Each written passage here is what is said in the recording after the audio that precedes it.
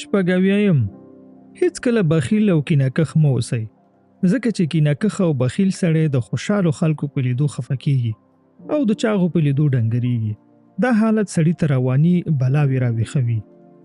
هر څومره چې د یو شخص د ټیټ ساتلو په هڅه کې شي، په همغه اندازه به ستا د ځان او روان ځینې برخې ټیټې پاتې شي. کله چې موږ ټول ځواک د نورو د ټیټ ساتلو لپاره مصرف کړو، نو موږ ته د لوړېدلو او الوتلو توان نه پاتې کیږي. نورو ته ارزښت ورکړئ. کله چې څوک وستایي، هغه بیا تاسو ته ډیر ښه خدمت کوي. ښېګڼه تر ټولو غوره سیاست دی. هغه کس بریالی دی چې نور کسان هم بریا ته رسوي. اوویایم، تاسې له چا سره ډیر وخت تېروئ. له چا سره مو ملګرتیا ده. څوک ډیر ستایي. موږ چې له چا سره زیاته ناسته پاسته کوو، له څه مهال وروسته د هغوی په څیر خوراک کوو، د هغوی په څیر خبرې کوو، هغوی چې څه لولي همغه لولو، د هغوی په څیر فکر کوو، له خلکو سره د هغوی په څیر چلن کوو او حتی د هغوی په څیر جامې اغوندو. تر ټولو جالبه دا چې زیاتره وخت موږ له هغوی سره په خپل ورتهوالي خبر نه یو. تاسې که له منفي خلکو سره ګرځئ، د مثبت ژوند تمه مه کوئ. د 5 داسې کسانو نومونه ولیکئ چې تاسې ورسره ډیر وخت تېروئ. د دې خلکو مثبت او منفي ځانګړنې یادداشت کړئ. دا مهمه نه ده چې دا کسان څوک دي. ښایي ستاسې ګاونډیان وي، وروڼه مو وي، ټولګیوال او همکاران مو وي. د هغوی عادتونه، ماتې او بریاوې، مالي او اجتماعي وضعیت، دا ټول ولیکئ. وروسته له ځانه وپوښتئ، آیا دا لیست زما لپاره ښه دی؟ آیا زه باید همدې ځای ته ځان ورسوم؟ هیڅکله مه پرېږدئ چې د نورو کمزورۍ ستاسې کمزورۍ وګرځي. 8 په خپل ذهن کې له خلکو څخه مثبت تصور ولرئ او په هر وخت کې کره او په زړه پورې خبره کول د خپل ژوند فلسفې ته رادننه کړئ. یو متل دی وایي انسان د خپلې ژبې تر شا پټ دی. یو بله وینا ده وایي موږ اخر د خپلو خبرو غوندې کیږو. له نورو کسانو سره د اړیکو جوړولو لپاره له مثبتو، خوشحالونکو او درنو کلمو کار واخلئ. ډیر کله اړیکې د بې ځایه خبرو او نامناسبه توقعاتو له امله خرابېږي. یو ارواپوه لیکلي، اړیکې د تخمونو په څیر دي، د هغو باید پالنه وشي. تمې د اضافي وښو په څیر دي چې په خپل سر زرغونېږي. کله چې د اړیکو په جوړولو کې پوره پانګونه وشي، نو په داسې اړیکو کې تمې او توقعات اداره کولی شو. کله چې دا کار ونه شي، نو تمې او توقعات د اړیکو بیخ لړزولی شي. موږ له بانکي حسابه هغه پیسې راایستلی شو چې موږ پکې زیرمه کړي دي. په دې ډول موږ له یوې خپلوۍ او اړیکې څخه هغه مهال تمې او توقعات راایستلی شو دومره چې موږ پکې جمع کړي دي. 9 هغه څه چې ستا انسانوالي ته ارزښت ورکوي او ستا د ژوند فلسفې ته معنا او مفهوم وربخي، هغه ستا هویت دی.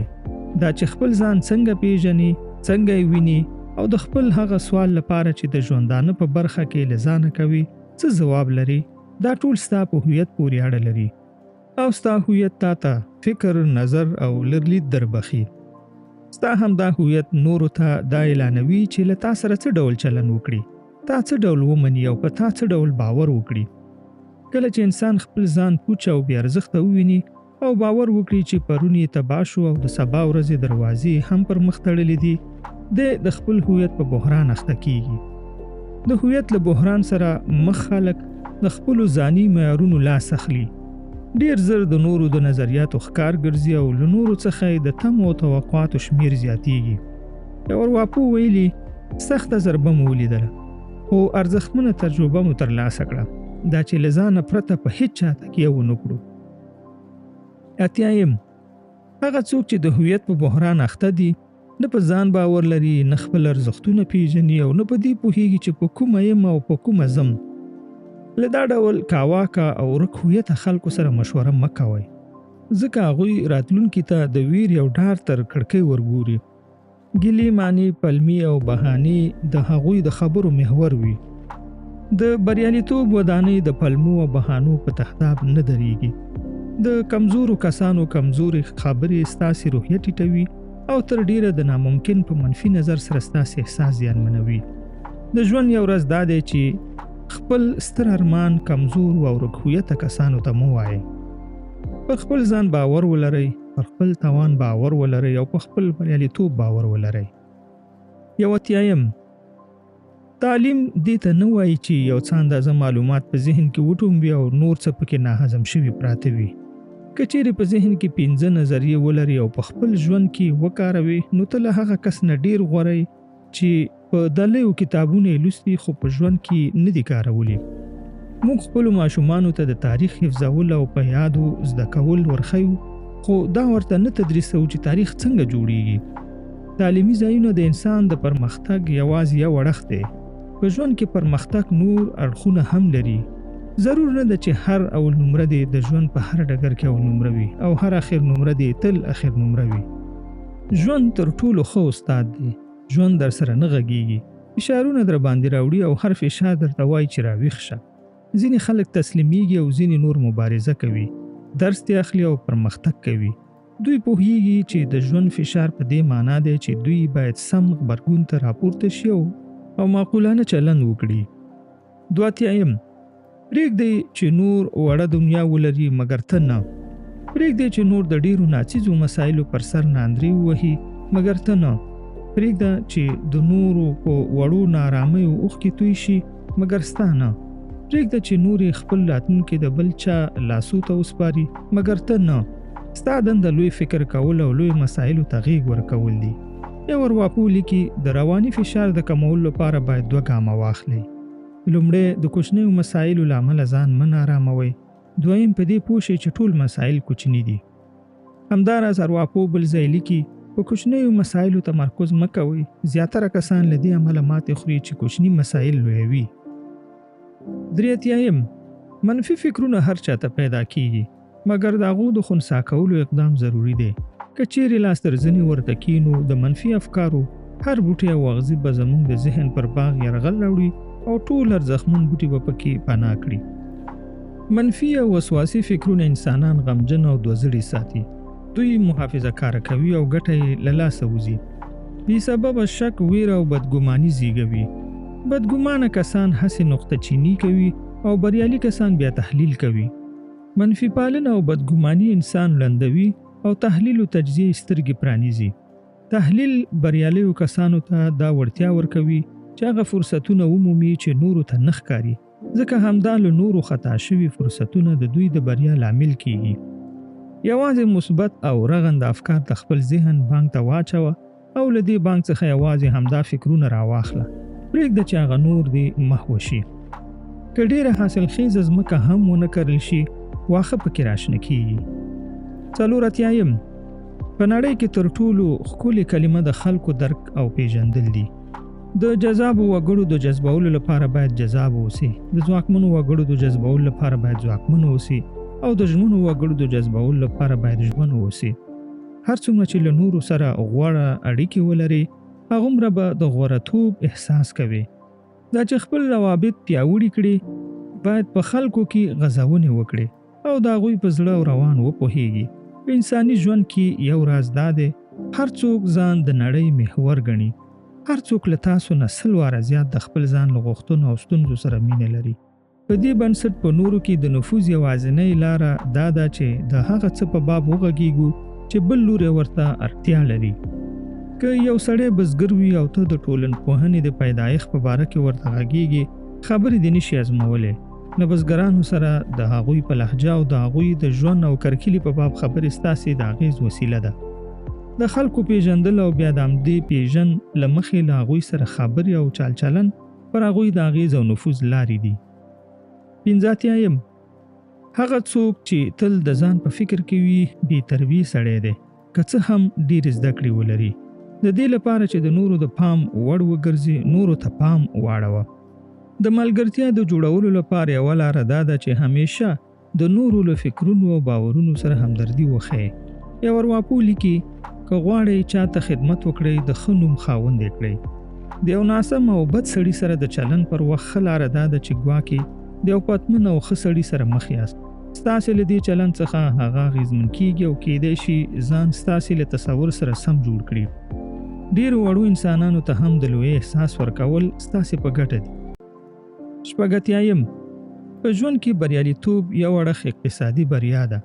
اقتصادي بریا دې ته ځانګړې کیږي چې یو کس څومره شتمني او پیسې لري او له کومه درکه یې ترلاسه کوي. د اقتصادي چارو یو عالم وایي په هر ځای کې داسې خلک شته چې لومړی پیسو ته ګوري، خو همدا خلک بیا تل بې خرڅه وي. دا ولې؟ ځواب یې اسانه دی. دا خلک پیسې غواړي او په پیسو غوښتلو کې دومره بوخت وي چې دې ته هم پام نه وي چې ترڅو د پیسو زړي ونه کړي.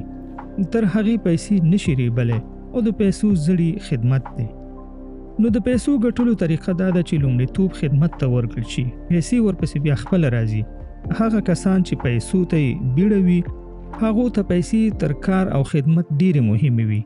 هر څه په بیړه کوي، ارزانه خلک ګماري، ارزانه وسایل پیري او خپل مشتریان ورته ارزښت نه لري، ماشومان ورته ښکاري.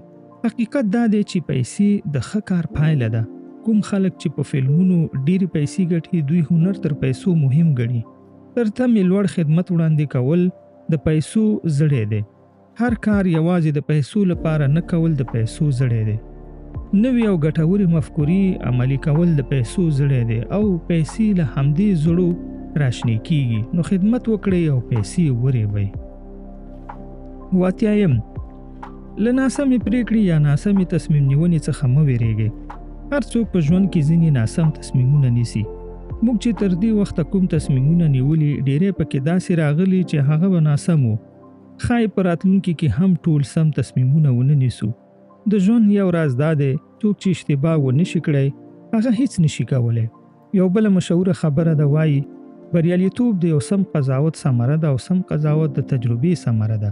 خو تجربه زیاتره وخت د یو ناسم قضاوت ثمره وي. که مو ژوند کې ناسمې پریکړې کړې وي یا مو تېروتنې کړې وي د هغو لپاره حسرت او افسوس مثبته پایله نه لري. د هغو څخه زده کړه یوازینی درمل دی چې د بیا تکرار مخه یې پرېنیولی شئ. ناکام انسان هغه دی چې لوی تېروتنې کړې وي خو هیڅ یې نه وي ترې زده کړي. 8 موږ انسانان اکثره وخت ځان په دې دوکه کوو چې لوی لاسته راوړنې لوی اقداماتو ته اړتیا لري. د وزن د کمولو، نوي کار پیلولو، کتاب لیکلو، لوبو کې د بریالي کېدلو یا بل هر هدف ته د رسیدو په برخه کې دومره ډیر فشار په ځان راولو چې ځمکه مو تر پښو لاندې په لړزه شي او داسې پرمختګونو ته ورسیږو چې ټول د هغو په اړه خبرې وکړي. حقیقت دا دی چې ډیر لوی مزل هم په وړو ګامونو پیل کیږي. په ژوند کې بریالیتوب یو ناڅاپي بدلون نه بلکې د ورځنیو عادتونو پایله ده. ستاسې ټولې لاسته راوړنې ستاسې د عادتونو د اندازهګیرۍ واحد دی. سوچه او خالصه شتمني مو د اقتصادي عادتونو د اندازهګیرۍ واحد دی. وزن مو د خوراکي عادتونو د اندازهګیرۍ واحد دی. پوهه مو د زده کړیزو عادتونو د اندازهګیرۍ واحد دی. کورنۍ نظم او پاکوالی مو د نظافتي عادتونو د اندازهګیرۍ واحد دی. تاسې هغه څه ترلاسه کوئ چې په مکرر ډول یې ترسره کوئ. که غواړئ په ژوند کې تر لوی مقامه ورسیږئ د خپلو وړو لاسته راوړنو او بریاوو لاره تعقیب کړئ. هغه خلک ګټه کوي چې ورو مزل کوي خو تل یې کوي. 9 بد عادتونه څرنګه پرېښودلی شو؟ ښه عادتونه په سختۍ رامنځته کیږي خو ژوند ورسره اسانیږي او بد عادتونه په اسانۍ رامنځته کیږي خو ژوند ورسره سختیږي. د عادتونو رامنځته کېدل د هغو د بیا راګرځېدلو کړۍ ده. کله چې د یو عادت یا یوې تجربې پایله د خوښۍ وړ او خوندوره وي بیا د هغه کړنې یا تجربې د تکرارولو امکان ډیریږي او کله چې کومه تجربه ناسمه او دردناکه پایله ولري د هغې تجربې بیا د سرغړونې امکان ډیریږي. درد یو ډیر اغیزناک ښوونکی دی او که کومه ماتې دردونکې وي تر ډیره د انسان په ذهن کې پاتې کیږي. څومره چې یو تېروتنه ډیر تاوان او ډیر لګښت ولري هومره زر له هغې تېروتنې درس او عبرت اخلی. موږ بد عادتونه له دې امله تکراروو چې په یوه طریقه زموږ په درد لګي او دا د دې لامل کیږي چې پرېښودل یې بیا ستونزمن شي. د بدو عادتونو د بې خونده کولو تر ټولو ښه لاره دا ده چې د هغو د ترسره کولو شیبه درناکه کړئ. 9 ناکام خلک یو ناروغي لري، هغه ناروغي د پلمو او بهانو لټول دي. کله دوی نه وپوښتل شي چې دا کار ولې نه کوئ یا ولې دې سم ونه کړ، په ځواب کې یو درجن پلمې در مخکې کړي. پوره پیسې نه وي، واسطه نه وه، د کور مسؤلیت و، د خلکو خبرې وي، بخیاري نه کول او داسې نور. مات شوی انسان چې څنګه مناسبه پلمه پیدا کړي پرې تکیه شي او بیا خپله ماتې وروسته پاتېوالی ټول پر همدې پلمه توجیه کوي. ماته منلی انسان چې څنګه په دلیل او پلمه تکیه شي نو په لاشعور کې د دې پلمې نقش نور هم ژور شي. زموږ افکار که مثبت وي که منفي په تکرار او دوام تقویه او تغذیه کیږي. د ماتې منلو او پلمو لټولو په ناروغۍ اخته انسان چې لومړي سر کې پلمه کوي ښه پوهیږي چې دروغ ده، خو څومره چې تکراروي دومره دا دلیل قوي کیږي او بیا همدا د خپلو ماتو کمزوریو او وروسته پاتې کېدو دلیل ښیي. انسان چې څومره بریالی وي هغومره پلمې او بهانې کمې وي. یو نویم، په ژوند کې هغه څوک خوشبین وي چې له خپلو ماتو څخه درس واخلي او خپله فکري بڼه اصلاح کړي. مګر بدبین خلک ماتې او ناکامي په خپل ځان پورې تړي او تصور کوي چې ماتې او ناکامي ذاتي خاصیت دی. دا خلک خپل وجود او شخصیت له مشکلاتو سره تړي او ځان پکې رانخلوي. یو پخوانی خبره ده وای د ژوند د سختیو ډیره یادونه غلامي منځته راوړي. د خپلو سختیو حتی ناروغیو په اړه ډیر مه غږیږئ. خو زکام هم وای څومره چې د خپلې ناروغۍ په اړه غږیږي هومره به مو حالت خرابیږي. په سختیو او ناروغیو ډیر غږیدل داسې دي لکه بوټو ته چې سره ورکوئ. موږ ټول په ژوند کې ډیرې داسې ستونزې لرو چې د هغو حل راته سخت دی. که د دغو ستونزو په اړه هر څومره شکایت وکړو او هر څومره د خپلې بېوسۍ زنځیرونه وشرنګوو بیا هم څه مثبت بدلون نه راځي، بلکې لا مو ذهن او چلن په ستونزو کې ښکېلیږي. څه چې نشي بدلولی هغه ومنه او څه چې بدلولی شي په هغو کار وکړه. دویم، ځینې کسان نه خوښوي چې په ډیره لیوالتیا او مینه کار وکړي، بلکې یوازې هم دومره غواړي چې د کار مشرتابه ته ځان ورسوي او بیا نورو ته د کار د سرته رسولو امرونه وکړي. خو له کار سره لیوالتیا لرل او هغه په شور او شوق سره ترسره کول د ژوند له ډیرو لوړو صفتونو څخه یو صفت دی. یو مشهوره وینا ده وایي کار ته علاقمند شخص تر توقع زیات کار کوي. مهمه نه ده چې څومره پوهه او تجربه لرئ، مهمه دا ده چې هدف ته د رسیدو لپاره څومره مینه او علاقه ستاسې په زړه کې څپې وهي. د بریا ترلاسه کولو لپاره اړینه ده چې ستاسې د بریا لیوالتیا د ناکامۍ له ویرې زیاته وي. درېیم، که خپلو ماشومانو ته د ناپوه او کمعقل خطاب وکړو او وخت ناوخت یې تر دې نامه لاندې شرطي او تهدید کړو، هغه که لوی هم شي د ناپوهۍ او بېکفایتۍ شرط به پرې غالب وي. خپل ځان دې هم دغسې در واخله.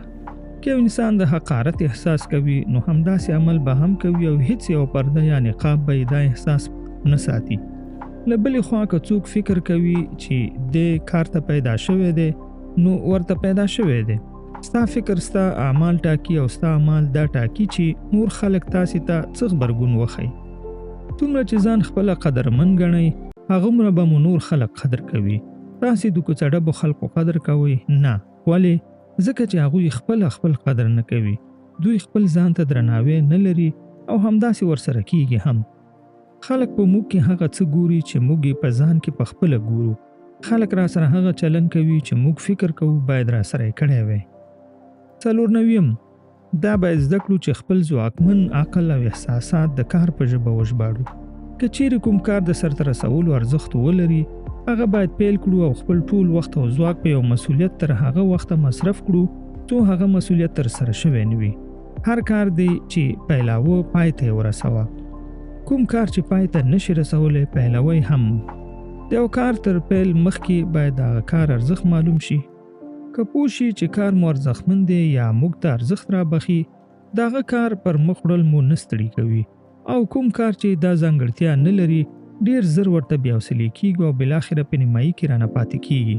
یو عالم وایي زموږ تر ټولو لویه تېروتنه دا ده هغه کار چې د هیڅ ارزښت نه لري په ښه ډول یې ترسره غواړو. پنځم، تاسې ټول د ژوند شاګردان یې او تل د زده کړو او پراختیا په حال کې. که غواړئ ژوندي پاتې شئ او پرمختګ وکړئ نو باید د زده کړو تږي اوسئ او په خپل ژوند کې بدلون او پرمختګ ته چمتو شئ. که چیرې بدلون ته چمتو نشئ او په ورین تندي ونه منئ پرمختګ نشئ کولی. کله چې بدلون ودرېږي ژوند هم درېږي. کله چې کوم چا د تېروتنې او اشتباه لاره نیولې وي هغه انګېزې ته اړتیا نه لري چې خپل صورت پرې 2 برابره کړي، بلکې هغه زده کړې ته اړتیا لري چې خپل لوری پرې بدل کاندي. شپږم، څومره چې د فعالو او بریالیو خلکو ژوند ته ځیر شو لا مو په دې باوري کړي چې د دوی د شهرت او پرمختګ لامل هغه خنډونه دي چې په ژوند کې ورته پیدا شوي او هغوی کار او کوښښ ته هڅولي دي. په ژوند کې دا تر ټولو مهم شی نه دی چې انسان له ګټه رسونکي شي نه ګټه واخلي. دا کار هر کمعقل او ناپوه هم کولی شي، بلکې هغه څه چې په رښتیا اهمیت لري له سختۍ او بحراني شیبو څخه ګټه اخیستل دي. ژوند د شطرنج په څیر دی او ته دا لوبه هغه سره کوي. ستا د دانې په خوځولو هغه هم خپله دانه بې ځایه کوي. ستا خوځولو ته انتخاب وایي او د هغه خوځولو ته پایلې. ته به وارزول شي، تا ته به چیلنج درکړل شي، تا به ګړنګ ته ورټېله کړي. کله چې لوبه کې تکړه شي نو هغه دې پرېږدي چې لوبه وګټي. 9 زیاتره خلک نه پوهیږي چې له ژونده څه شی غواړي، مګر تر دې لا په بد حالت کې هغه خلک دي چې پوهیږي څه غواړي خو د هغو د لاسته راوړلو لپاره هیڅ نه کوي. له ژونده ډېر څه وغواړئ چې ډېر څه درکړي. اوچت فرصتونه د ژوند د ظاهري او بې اهمیته پیښو تر شا پټ دي. که چیرې دا ډول پیښو ته پاملرنه ونه کړو، په اسانۍ به داسې فرصتونه له لاسه ورکړو. همدا اوس خپل حالت ته په دقیق او عمیق ډول ځیر شه. کوم نوي فرصتونه ستا په تمه دي چې ته یې تر څنګ ناپامه تېرېږي. موقع یوازې د هغو کسانو لپاره وي چې موقع کارولی شي. څوک چې د موقع په کارولو کې ناکام وي، د هغو لپاره یوه موقع هم موقع نه ده.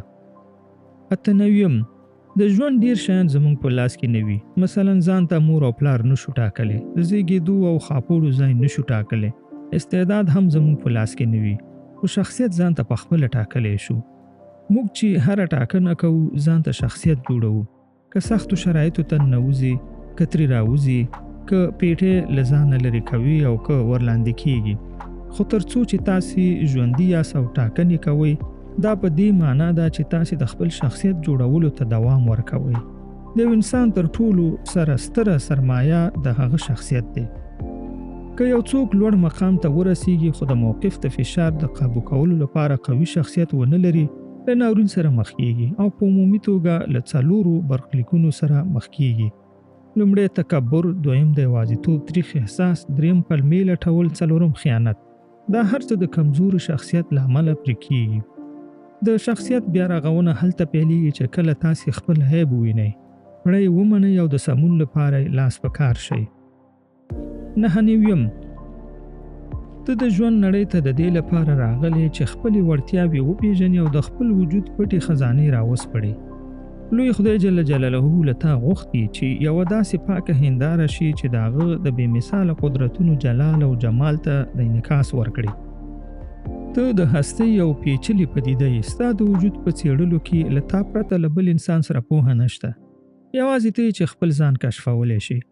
خپل ځان ته راشه. کله چې په خپل عظمت او اهمیت وپوهیږي، دې ته دې پام اړوي چې د ژوند هره شیبه دې د ځواب ویلو وخت دی. د هغو ټولو سوالونو ځواب چې ستا انسانیت یې له تا څخه پوښتي، نن دې څه وکړل چې له پرونه غوره ژوند ولري. ژوند د سترګو رب دی او له ګوتو داسې وځي لکه ماهي چې له ګوتو وځي. اوس د دې وخت دی چې ته په خپل میراث فکر وکړي او دې ته وګوري چې اوس نه بلکې له مرګه وروسته به د خلک څه یادوي. سلم. په وروستي عمر کې دې ته خفه کېدل چې په ژوند کې دې هیڅ خطر ونه مانه او هیڅ مهمه لاسته راوړنه دې نه درلوده. په وروستي عمر په دې پوهېدل چې خپله د کوم ژوند غوښت هغه دې ونه کړ، بلکې هغه ژوند دې وکړ چې ټولنې درښولی و. په وروستي عمر په دې پوهېدل چې ته د کوم غوره مقام لپاره الله تعالی جوړ کړی وي هغه دې ونه پېژنده او ورته ونه رسېدې. په وروستي عمر په دې پوهېدل چې له ځانه دې داسې شخصیت جوړ نه کړ چې نور ترې اغېزمن شي او د ویاړ نوم پرېږدي.